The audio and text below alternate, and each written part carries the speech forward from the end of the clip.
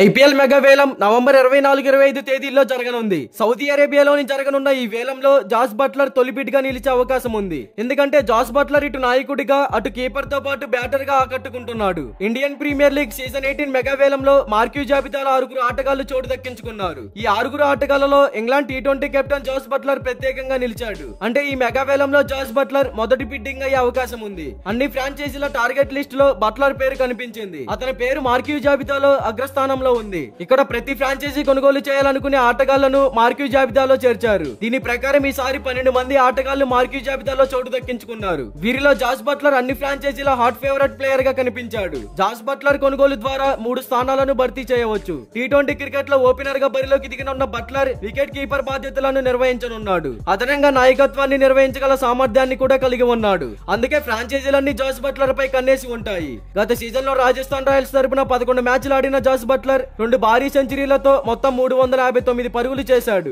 అలాగే అతను 107 ఐపీఎల్ మ్యాచ్ల నుంచి మొత్తం 3582 పరుగులు చేశాడు. అతను 7 సెంచరీలు 19 అర్ధ సెంచరీలు చేశాడు. కాబట్టి ఈసారి జాస్ బట్లర్ కొనుగోలుకు తీవ్ర పోటీ ఆశించవచ్చు. మరి ఇలాంటి డేంజరస్ హిట్టర్ అయిన జాస్ బట్లర్ రాబోయే ఐపీఎల్ లో ఏ టీమ్ లోకి వెళ్తే బాగుంటుంది అని మీరు అనుకుంటున్నారో కామెంట్ చేయండి. ఇలాంటి ఐపీఎల్ యాక్షన్ ప్రతి టీం యొక్క అప్డేట్స్ కోసం మన ఛానల్ ని సబ్స్క్రైబ్ చేసుకోండి. అలాగే ప్రక్కనే ఉన్న గంట సింబల్ యాక్టివేట్ చేసుకోండి. Thank you for watching.